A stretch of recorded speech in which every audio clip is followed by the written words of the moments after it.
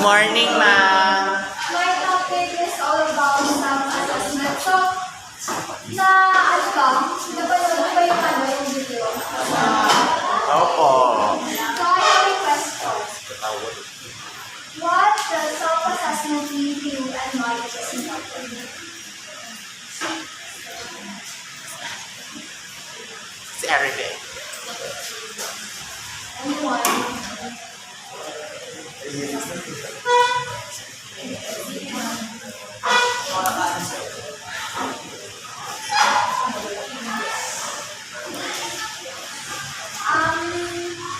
Joshua,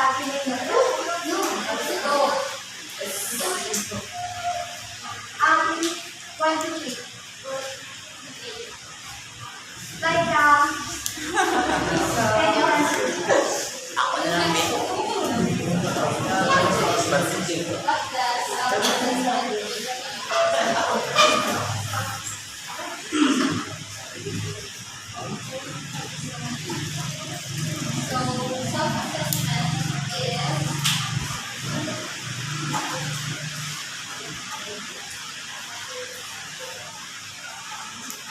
self-assessment is the self-report evaluations of the student, and it is important because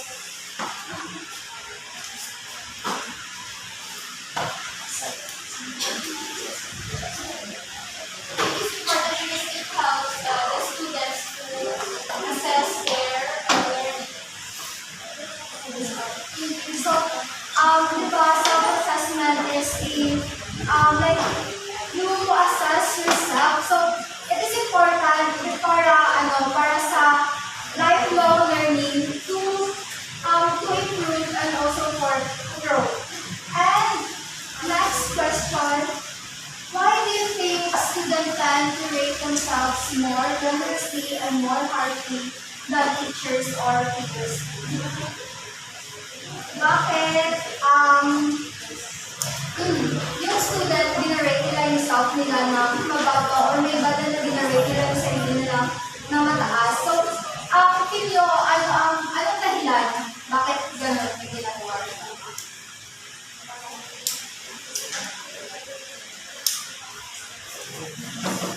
Anyone?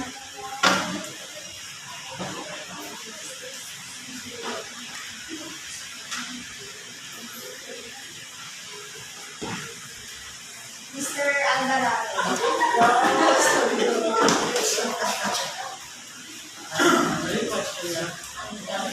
Why do you think students more?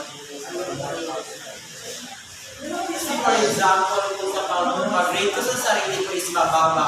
So, alam ko na yung concept na i-explain ko, hindi ko masyado na-explain, and yun, self-assessment ako na hindi ko nagawa yung ano yung dapat ko na-explain. Tapos kung mataas naman yung rating ko sa sarili ko, like for example, alam ko sa sarili ko na yung concept o yung assessment yung concept na dapat ko itutuloy. okay.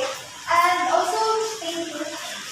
Parang add ko lang, ang student, dinarate nila yung sarili nila na like, generously kasi nag-focus sila sa effort na binigay nila like sa paggawa ng task. Kasi hindi sila nag-focus dun sa final output. Yun. And mayroong follow-up question, what can be done to make self-assessment more accurate? So ano ang gagawin para maging accurate ang pag-self-assessment?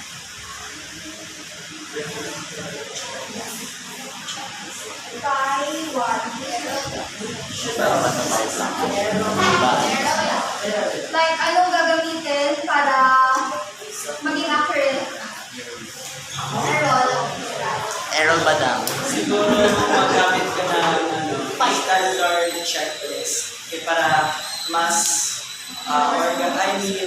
mas specific para talagang i-improve mo at saka naka-standardize siya, so pareho siya sa kung ano yung pag-rate ng mga task na sa mga classmates mo sa sarili nila sa pag-take sa sarili. Okay, that's right. Tama. Need natin ng checklist and clear checklist and rubrics para hindi maging bias yung self-assess. Okay, next.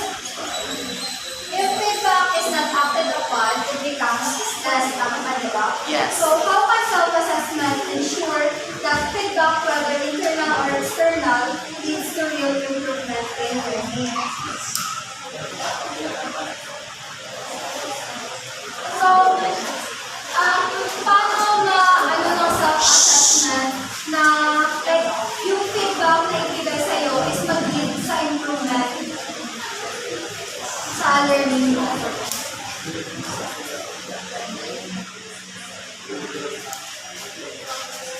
Like, anong gagawin mo para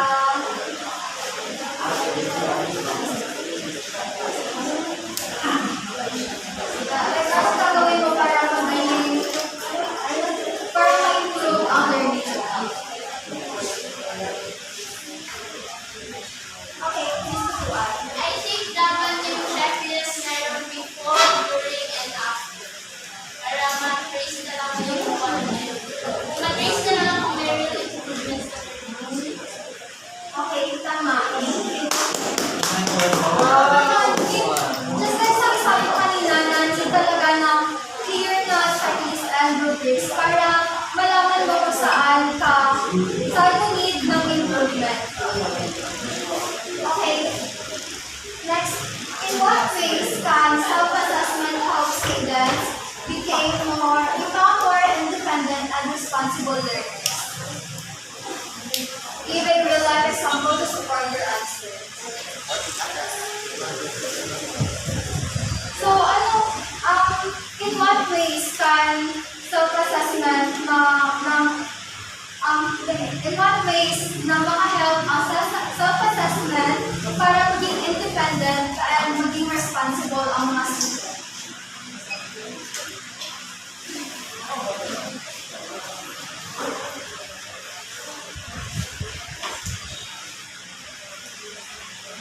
Anyone?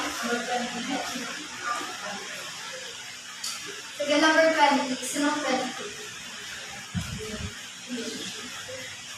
In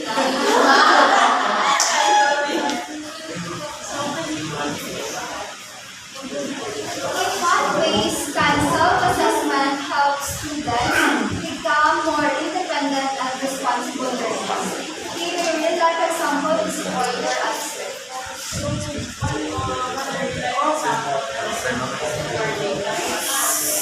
Nice. So, one of the example that I can give is a real life situation that happened is that in terms of in mathematics, I'm not really that good. So, through self-assessment, you can determine what is your weaknesses and strengths, right? So, with that, it will be able to help you to like push yourself to do better, and other than that, you will address those lapses that you have. Okay, thank you. So self-assessment teaches students to take ownership of their learning by recognizing why they need to work on, what they need to work on. Next, so what are the possible dangers of using self-assessment for summative purposes like grading?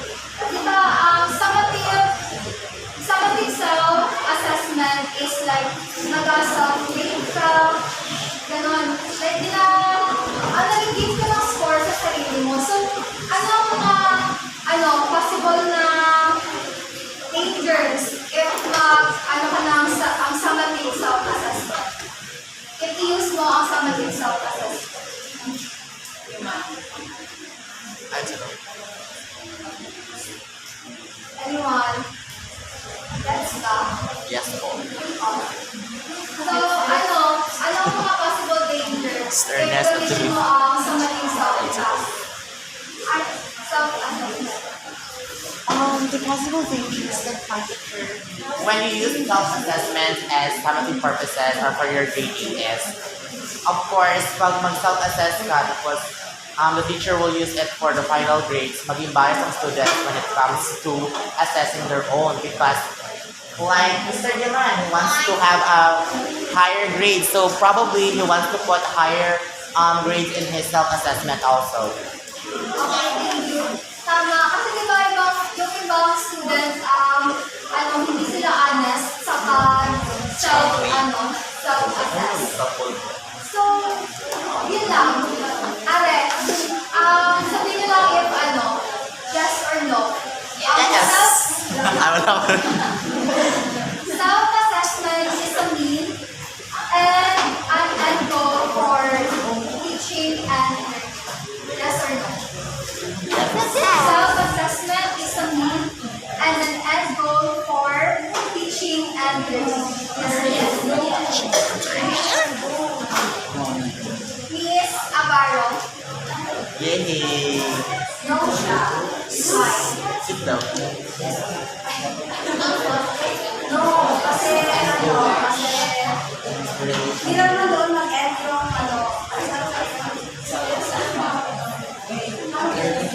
sigat daw. Extemporaneous works. For me, I feel like yes, because sa public assessment kay i-assess like ang learning sa student kanang in-structured way, kanang standardized, but ang self-assessment is magkaroon ng accountability. Accountability ang isang students na mag-take siya action on gusto yung mga lapses na nahimo, anong kanila i-explore, what is self-assessment? Okay, tama. So, self-assessment is a mean and an end goal for teaching and learning. Kasi yung sinabi ni Nobiliari, na nagsabi na self-assessment is both a mean and an end goal for teaching and learning. So, that's like my report. In my question, May question kayo guys. question or Ken, may question ka daw. I'll